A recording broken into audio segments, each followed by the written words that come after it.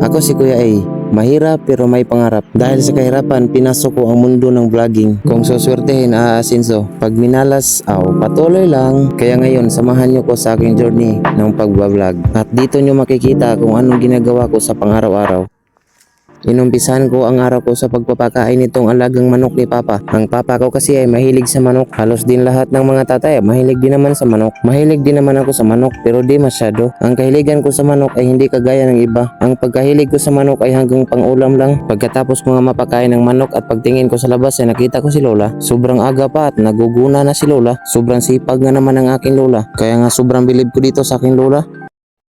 Kugihan na Lola. Kugihan. Bilang ganti sa kasipagan ni Lola ay may naisip ako. Naisipan kong pumunta sa gubat at kumuha ng patay na kahoy. Karon mga hoy na punta. Karon makatabang ang Lola para hindi si kasuko. Amo na itong baon na isako. Sako ra itong baon diha. Mga hoy sa daplin sa katunggan. Inita oy. May mga ungo rin ba? Creepy. Creepy kayo no. Di ako unta mga hoy nga kay lapok man. Dere tas kuan ganing kuan dere ba narasan. Tag ni has dere. Nita kapuyag baktas. Paway sa taka diyot kay kapag taka kuwag kahoy halhal naman. Inita po deh. Alam mi og view sa atong pangahoy yan ay. Di ata mga hoy ron. Pagkatapos ko nga magpahinga saglit ay nanguha na agad ako ng kahoy. Sa unang pwesto nga ay nakarami na agad ako. Dito nga lang yung ginagawa ko lagi dito sa amin. Cellphone lang saglit at tulong naman sa gawaing bahay. Sobrang saya ko na kasi kapag nakakatulong ako sa aking lola. Kahit sa gantong simpleng bagay lang ay napapasaya ko naman ang aking lola. Sino ba namang may ayaw na kapag nakakatulong sa magulang ay may ngiti ka ng matatanggap? Nakakataba kaya ng puso pag nakikita mo yung magulang mo na masaya dahil tumulong ka sa gawaing bahay. Kaya kayo kapag pinapagalitan kayo ng inyong magulang, tulungan nyo sa gawaing bahay o mangahoy man lang, sigurado hindi na magagalit ang inyong magulang sa inyo at may matatanggap na kayong ngiting nakakataba ng puso.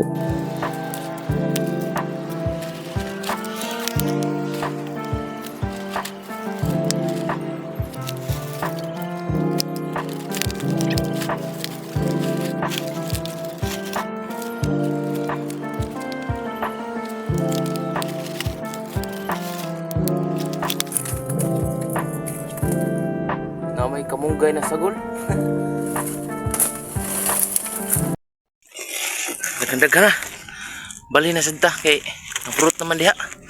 Nito eh. At dahil naubos ko na yung kahoy sa unang pinagkuhanan ko ay lumipat naman ako dito sa kabila. Ito nga ang hindi madali, kapag pinalaki kang mahirap ay babad ka talaga sa araw. Pero goods lang, I'm blessed naman na lumaki ako sa hirap. Makakain lang sa pang-araw-araw ay okay na. Ako nga lang yung taong may pangarap pero walang trabaho. Share ko nga lang pala sa inyo, kakatapos ko lang pala mag grade 12. May nakita kasi akong tao sa Facebook na dahil sa pagbablog ay umasinso. At dahil doon susubukan ko rin makipagsapalaran dito sa social media. Di bali nang matagal umasinso, basta lumaban tayo ng patas sa buhay. Okay lang naman na lumaking mahirap. Ang hindi nga okay na hanggang sa pagtanda ay mananatili ka pa rin mahirap. Kaya hito ako ngayon kahit hindi pa ako nakapagtapos sa pag-aaral ay inumpisahan ko na ang aking karir sa pagbabloging. Malay natin ito yung makakapagpabago ng buhay ko at ang aking pamilya. Malayo pa man sa katotohanan pero patuloy lang.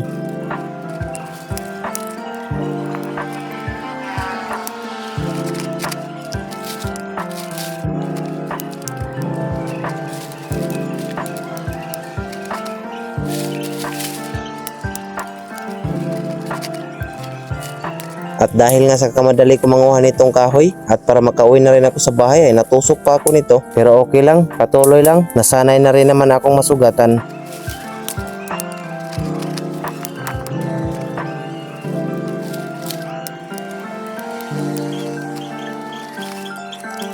Pwede na tamo uli.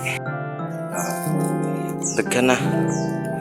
Let's go. At dahil nga medyo marami-rami na yung nakuha kong kahoy ay napagpasyahan ko ng umuwi. Medyo mahirap nga pala ditong daanan kasi maraming malalaking bato. Isang pagkakamali lang sigurado.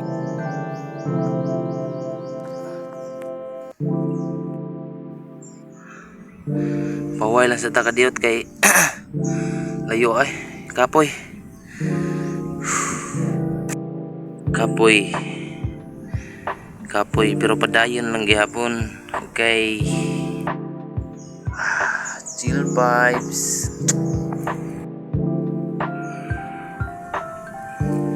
Ay, tadi daplin sa katunggan.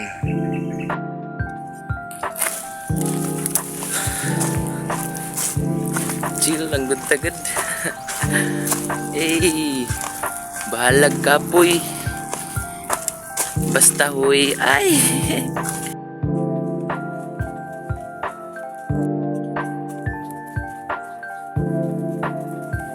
Ito nga lang lahat na kuha kong kahoy.